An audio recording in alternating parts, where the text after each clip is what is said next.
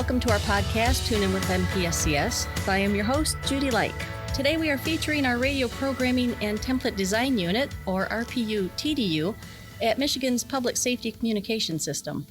RPU and TDU support public safety interoperability and implement functionality for 800 MHz mobile and portable radios, consoles, and fire pagers. They perform a wide range of support functions in areas including onboarding and programming radios that support our first responders and interoperability, creating new communications templates, overseeing talk groups, encryption, console programming, fire paging, and other technical details. Our special guest today is Chris Kuhl, who is the RPUTDU Manager. Welcome to the show, Chris. Thank you for having me. And could you tell us a little bit about yourself, where you live, your family, hobbies, that sort of thing? Yeah, I have 5 kids, married to my wife, Christine, and we live down in Jackson County. Hobby-wise, anything outdoors, like hiking, kayaking, cycling, those kind of things. Enjoy being out in the natural world. That sounds like summer stuff. What do you do in the winter? Hunker down and stay warm. Smart Try man. to continue those habits into the winter weather. But Perfect. When and why did you enter this type of work at MPSCS? I spent a little over 25 years in law enforcement. I was with the Sheriff's Office in Jackson County. In the latter stages of my career, I was in a command position, and part of that was overseeing a centralized 911 dispatch center. We performed all dispatching functions for the county, and we had a legacy conventional radio system that became end of life. And during that time frame, we had decided to move on to the MPSCS system, and that is where I became familiar with and involved with Michigan's public safety communication system and how I grew an interest. So I took that knowledge and experience that I learned when I had retired from there and decided to try to bring some of those skills here. So that was kind of a seamless fit for you? There's a lot more going on here than Than we give the appearance of? That's correct. So yes, there is a lot to learn, and it's still a very steep learning process, but there is a lot that was able to be carried over from that previous life to my role here. Could you tell us a little bit of what you do at MPSCS and how long have you been here? I've been here since 2020, and I manage the radio programming, template design, and council area. And it sounds like a lot, but we typically call it the RPUTDU. And basically, we receive the programming requests from outside agencies, state customers that we provide specific work to. Can you tell me, the RPU differentiates from the TDU part? Yeah, so we have a lot of tasks between our two groups that kind of flow together, and that's kind of for the intention of overlap and, multiple levels of review or multiple levels of quality control. And we receive the programming requests. It could be as simple as someone wanting to change the programming in their radios, or it could be they want to add some new radios or have some new radios programmed. And so within there, we'll take the programming that they desire, whether it be a change or an addition or anything of that nature. We'll check to make sure that all of the agreements are on file or are provided to us to use other agencies' talk groups that they're permitted to use. We'll make sure they have all of the required interoperability zones and talk groups or channels, if it's on the conventional side, that they're required to within the radio, and then provide whatever changes, updates that they would like to that programming. Okay. What are some of the specific RPUTDU functions within the section? That's a lot of moving parts that flow together. Well, most of the work that we do involves the radio templates and the programming of those. And like we had just talked about, customers wanting to change things because maybe there's an integration happening around them. Maybe someone wasn't previously on the system and now is, and they need to have those talk groups. Or maybe there's some kind of new agreement, like a fire department is now providing service to another community, like a mutual aid, and they need some talk groups, or they need to be dispatched by a different dispatch center. So there's a lot of that talk group access and or changes. We provide some consultation to the customers about what talk groups they could or should need, but we do expect a lot of that to be driven by the conversation from the customer about what they're looking for or what they're hoping for. We do manage a lot of other things in the realm of talk groups and settings on talk groups, permissions on talk groups, encryption on talk groups. And that's where some of our area has what I'd call tentacles into other areas of MPSCS, whether it be engineering, to look at a grade of service if someone wants expanded footprint for talk group access, or whether it would be something encryption related, which would, involve some other downstream impacts, and then of course the NCC to make some of those changes. So very much intertwined. Okay. The console programming unit, what does that consist of? Well, that is Todd. He is the only person in that unit. So Todd is what we would call our dispatch council subject matter expert. And Todd provides all of the integrations for what we might call network connected equipment. Other people would just know it as a Motorola dispatch console, but basically a console that is connected via the network, not via the radio system. And Todd would manage all of the changes on those. Customers sometimes would want what we call resources, and those are basically talk groups that the dispatch center can use or select on their console. Sometimes they want the resource changes. They would want them updated. Maybe a dispatch center is moving, and he would have some responsibility of making sure that the equipment is set up at the new site and is connected correctly to the network. And a lot of those things, what I would call the maintenance points of managing and using those consoles on a day-to-day basis. And a lot of his roles also involve training some of the dispatch center staff throughout the state, both at a local and a state level, to really leverage some of the options that are on those dispatch consoles and make sure that the staff is, fully aware how to access these different operations. For instance, maybe an emergency alert, how to acknowledge that, how to release that alert, those type of things, how to look at that that information coming in. And so the other part of that we kind of alluded to earlier is any troubleshooting that would relate to consoles either not working correctly or having issues. And he interacts very heavily with the NCC, trying to unpack some of those deeply technical issues related to consoles or related to talk group or related to talk group performance on a console. So he does receive a lot of help and support and interaction from the Network Communications Center or the NCC on those efforts, because it's kind of a multi-pronged approach. Okay. And RPU, we've got how many people in there at this time? Well, we have, within RPU, we have a few different what we call RCT or radio communication technicians. And we have Chuck Thomas, who has been with us and is a stalwart of the unit for a very long time. We have Phil Allen, Jerry Dubzak, Brian Vanderlee, and Michael O'Reilly. And those people are all the ones doing the day-to-day programming work and what I might call the master programming or the serialized programming. Like if we're going to give back a file for each radio the customer has, they're the ones doing those specific tasks. And then we've got some other gentlemen in the unit at this time. Yeah, so over in the template design unit, we refer to those as analysts, and we have Jim Darbos, who spent a good deal of time in the radio programming unit before moving into that area.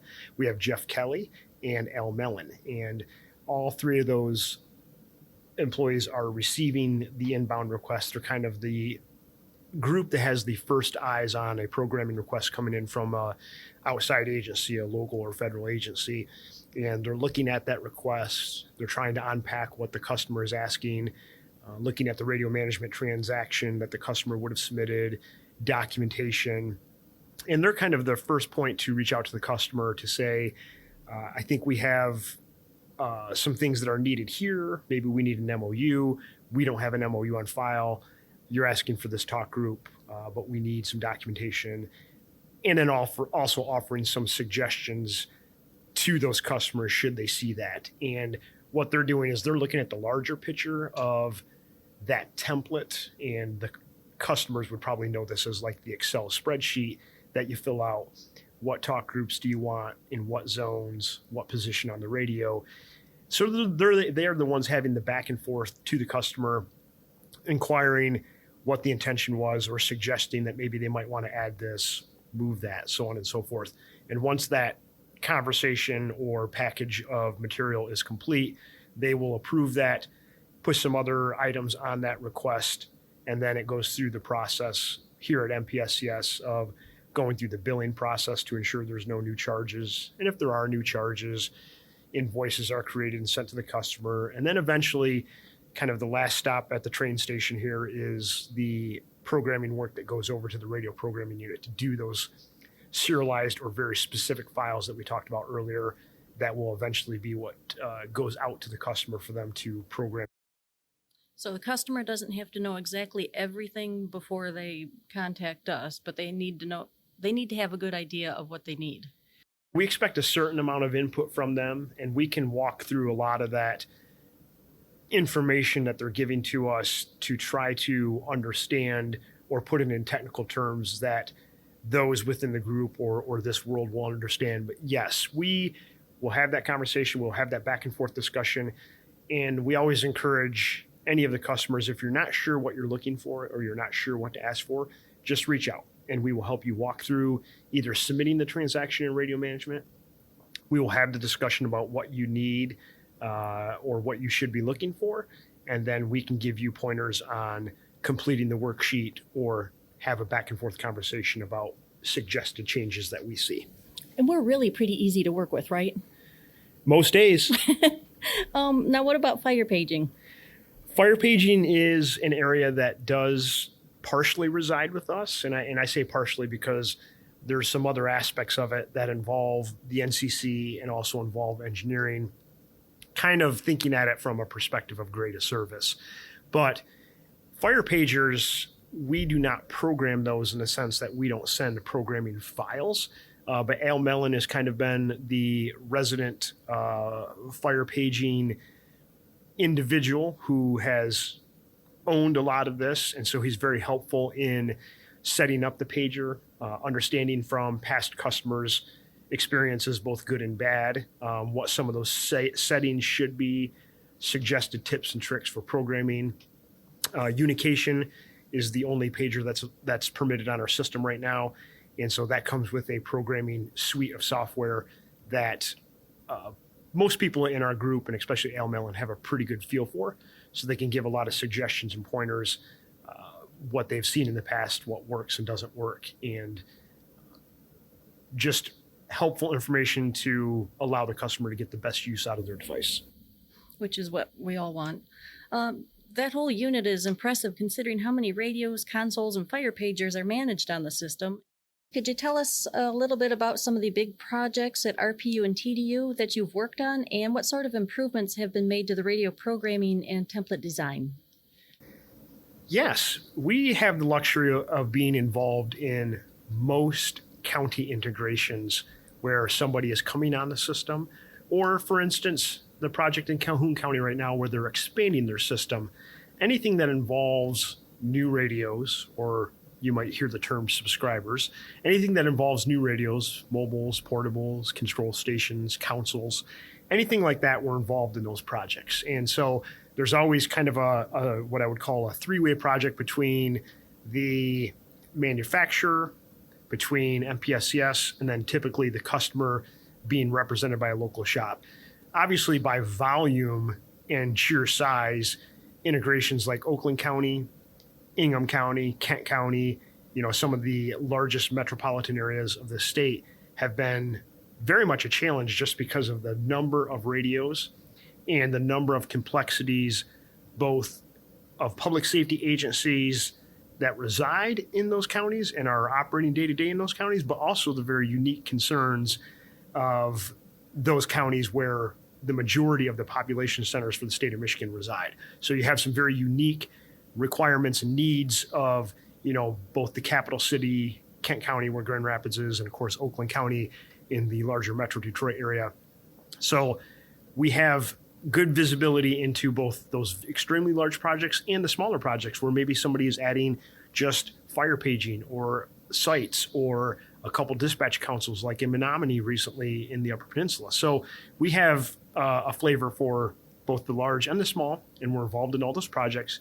We typically dedicate a staff member to those projects to be what I would call customer representative, to help that customer work through the programming templates, what kind of talk groups they're going to want, what kind of interoperability they need with maybe their next door neighbors, things of that nature.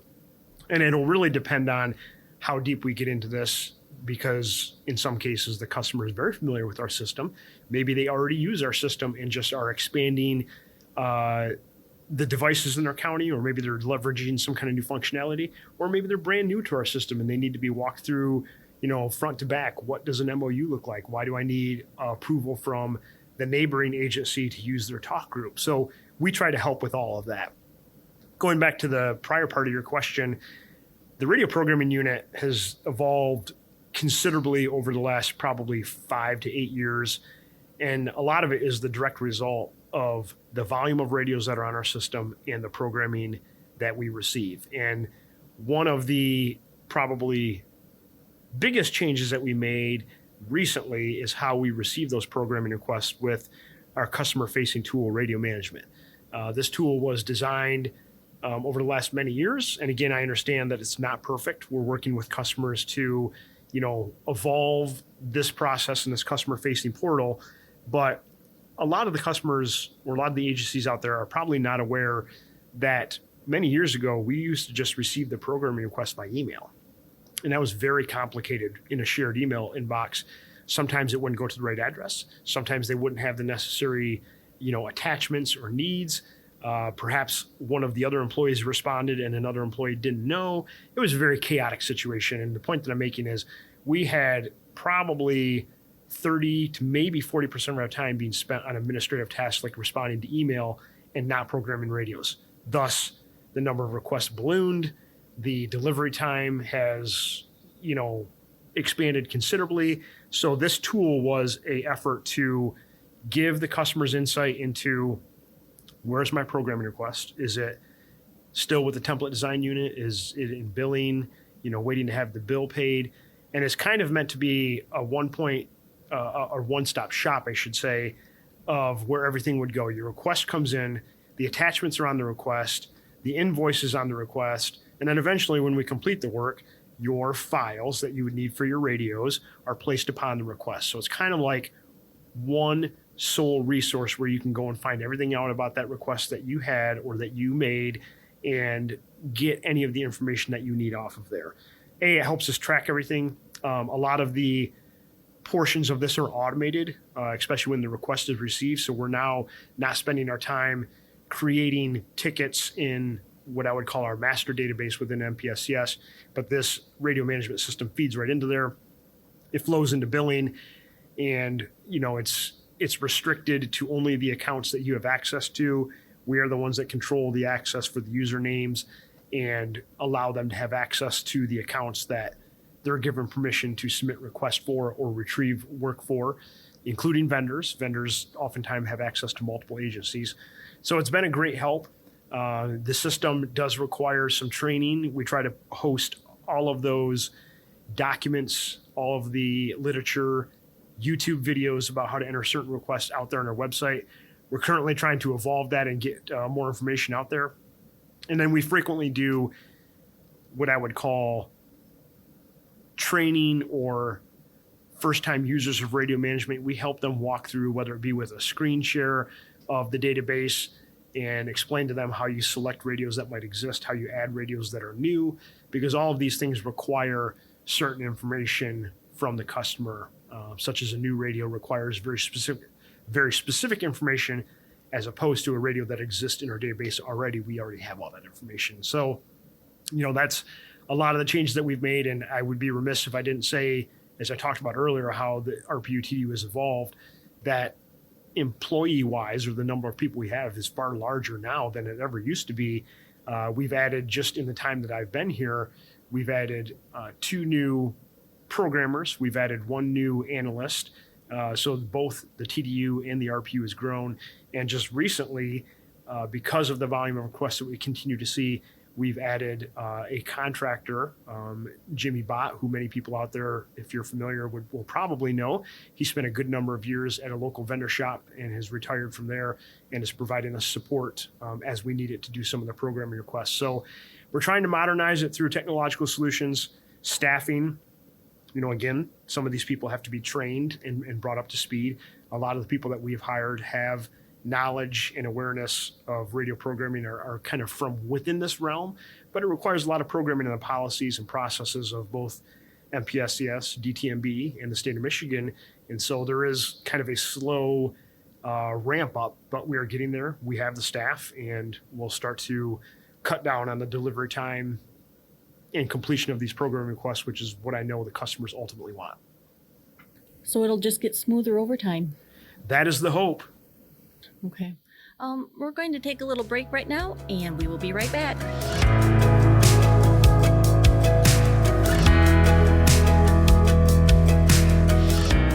Regardless of what you have seen or heard, 911 cannot locate you immediately when calling from a cell phone. Knowing your location is very important when calling. This is as simple as knowing the address you're calling from, teaching address information to children, and knowing what street you are on while traveling. Know your location.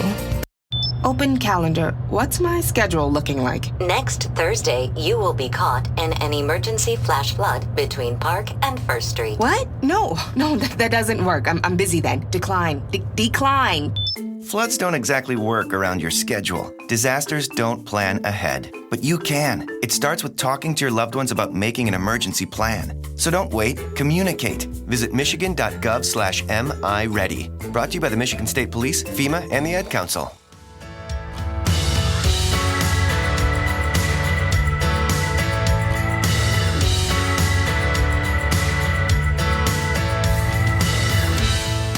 Welcome back to our podcast. Our guest is Chris Kuhl, Radio Programming and Template Design Unit, or RPUTDU Unit Manager. Welcome back. Thank you. At the September 2023 meeting, the Michigan Public Safety Communications Interoperability Board approved a plan to terminate legacy radio models that were approaching end of life. Could you talk about why that's necessary? Yes, we try to term this as a sunset, meaning we're trying to modernize the system, and we have a lot of radios out there that are very old radios. And so you're going to hear the term legacy radios or legacy models talked about frequently.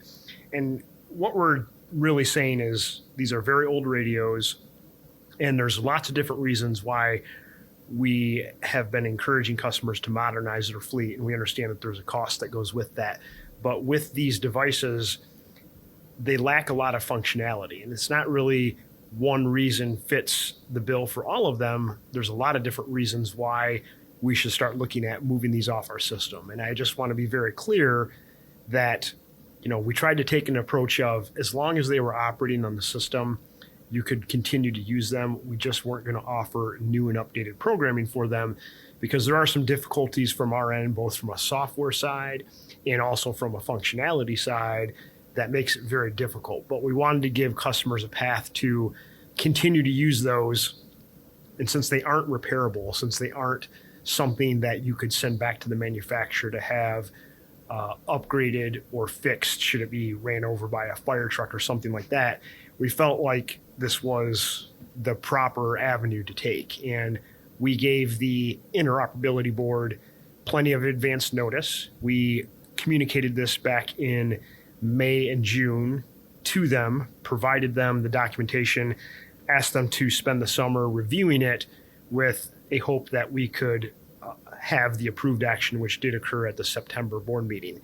And we start talking about some of these legacy radios, and as I alluded to earlier, a lot of different reasons. And some of those things are a lot of these older radios, some of them were not capable of 700 megahertz operation. And I know that we're known as the state 800 system, but a good portion of our system operates in both the 7 and 800 megahertz spectrum. And there are some areas of the state, primarily the Upper Peninsula, that doesn't have very much 700 megahertz channels up there, but that will probably change as systems build out. So some of the manufacturers of these radios, I mean, you think about a computer, which is what these radios are, but these manufacturers stopped offering hardware and software support in some cases decades ago. So you think about that, and you certainly wouldn't plug a computer that's running on Windows XP into some type of protected system. And that's really kind of the vantage point that we're looking at this from. Plus, with the manufacturers no longer supporting these, those devices are not capable of having upgrades to them, or they are not capable of having advanced functionality. And I would define advanced functionality as anything like over-the-air rekeying or OTAR, or higher levels of encryption, phase 2 operation, any of those kind of larger functionality packages that we would see as our system grows. In a lot of these radios, not all, again, it's not one answer or one solution fits all of these, but a lot of those radios, to upgrade those many, many years ago, was an actual hardware function, meaning you had to replace something physically in the radio, versus a lot of the modern radios that are approved for use in our system have what I would call a software package of upgrades, meaning you want to change or enhance something on the radio. Typically, the manufacturer provides you some type of software package that allows that functionality to be leveraged within the radios. So considering those radios are not able to be altered, changed, or upgraded, they're just not capable of any of that functionality. And again, kind of talking about what I said earlier on the 700 megahertz vantage point, a lot of these very old radios, and I'm kind of looking at like the Motorola XTSs and XTLs that were like the Model 1s and 1.5s, a lot of those had very limited channel capacity. And as our system has grown, and as our required, event talk group zones have grown to give the NCC and all the users out there capacity to have event talk groups assigned for their critical, both planned and unplanned events, we had to expand that. And with that expansion and other required interoperability talk groups within radios, some of those radios couldn't even accept the full standard template, which would mean then the customer doesn't even have any room to put their own talk groups in there. So very much a diminished capacity radio. But again, you think about when these radios were manufactured decades ago, the growth or size of our system was probably not anticipated. And I think anything that we've done has really been in step with what a lot of parallel systems across the United States that may be operating from either a large regional or a statewide footprint that would have a P25 public safety system have done. And we tried not to reinvent the wheel and took, clues from some of these other statewide systems about what they're doing. Some are moving faster, meaning they required radios to be removed from the system at such and such date. We're not doing that. We're just really setting some time frames to say, these are when you can no longer add this radio. These are when the radios that are currently on our system will no longer be offered, change programming or updated programming.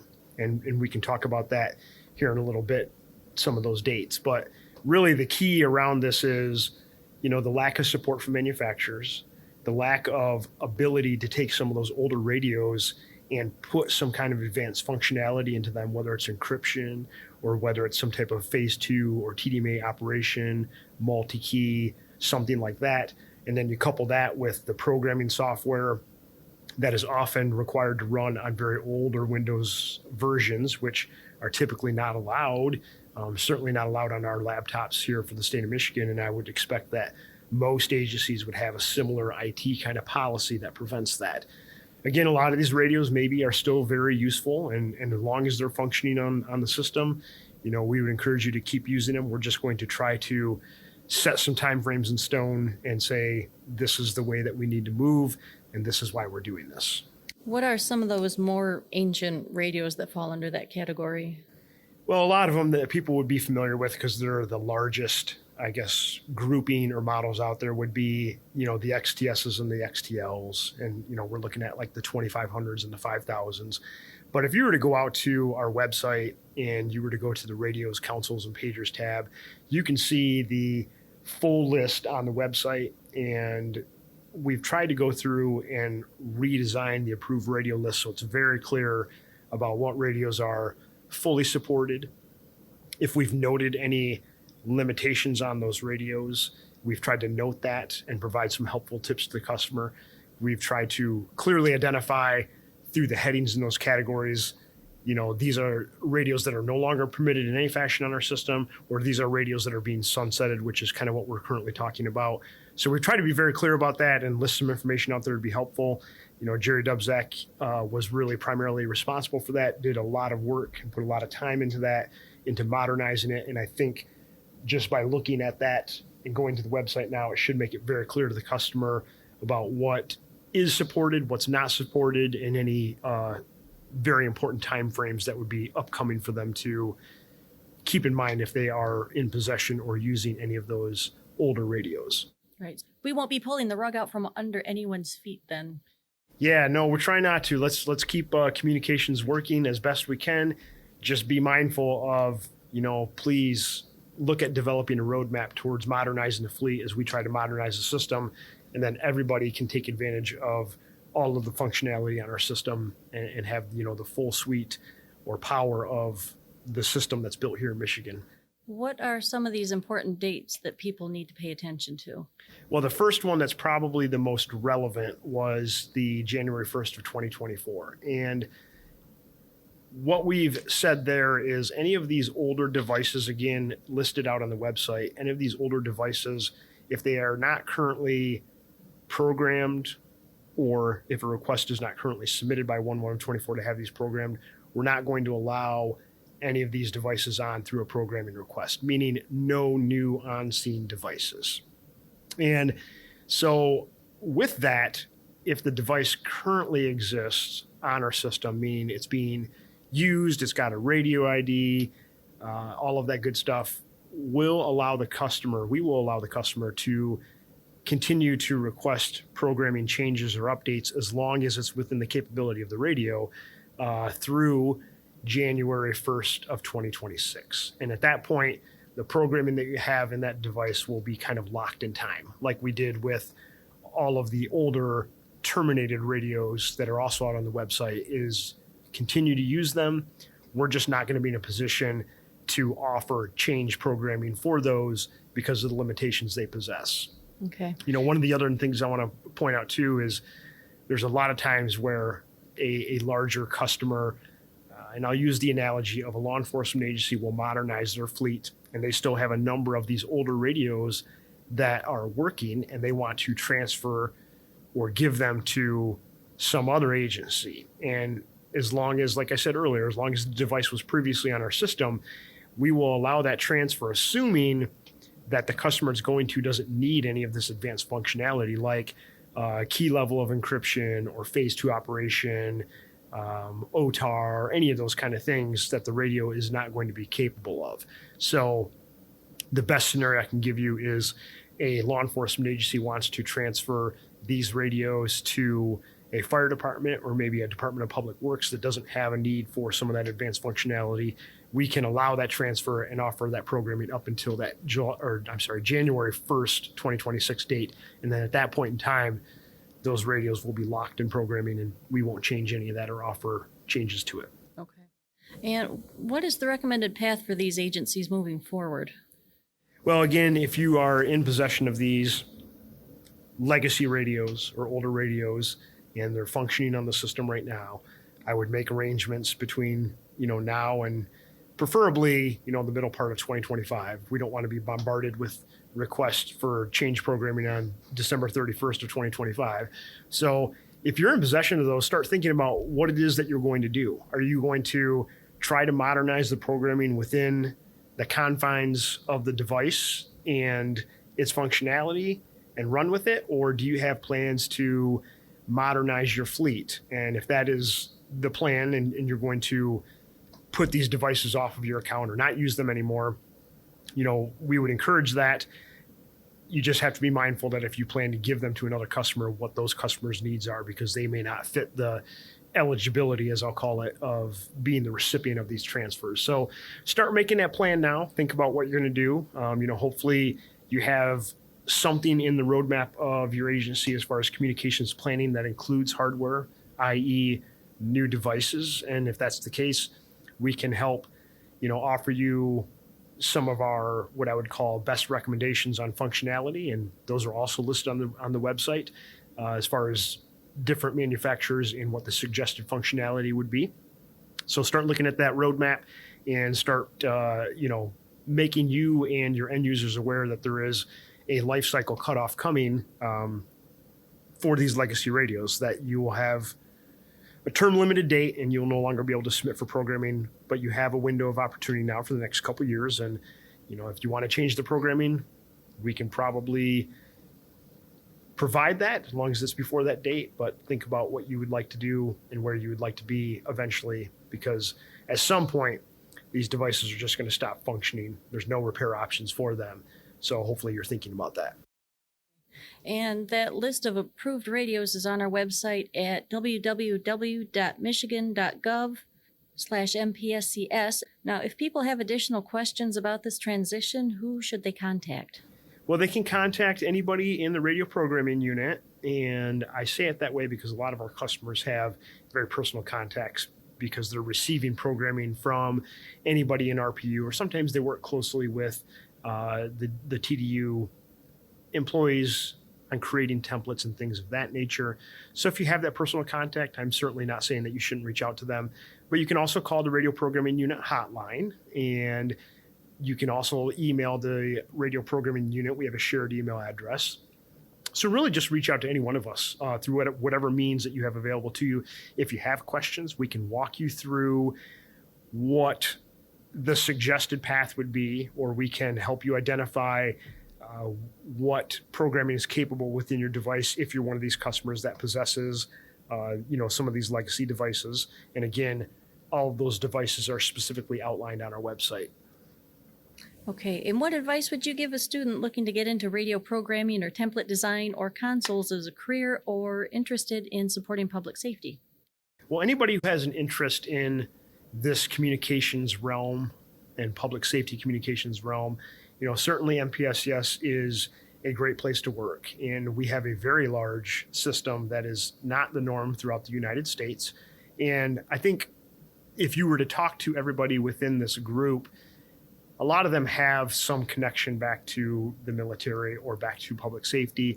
And I believe on a day-to-day basis, they find it very satisfying to provide solutions to the public safety users and the critical infrastructure users that are out in the field delivering services every single day. I think in anybody's career, you need to look for, a purpose, something that draws you to that career. And I think that is what most anybody in this organization, and specifically in my group, would tell you, is they have a connection to this because of those that they serve, and they have a purpose and they have a mission, and they know what that mission is, and their mission is to do their job and provide a communication solution as best as they possibly can to any of the end users out there. And I think that's what will really drive satisfaction, interest, and a dedication to your job. And we do that well here. We do very well. That's all for today, and we want to thank Chris Kuhl for being here to tell us all about yourself and the RPUTDU unit at MPSCS. Thank you for having me. We hope you all enjoyed the show, and we will be back soon.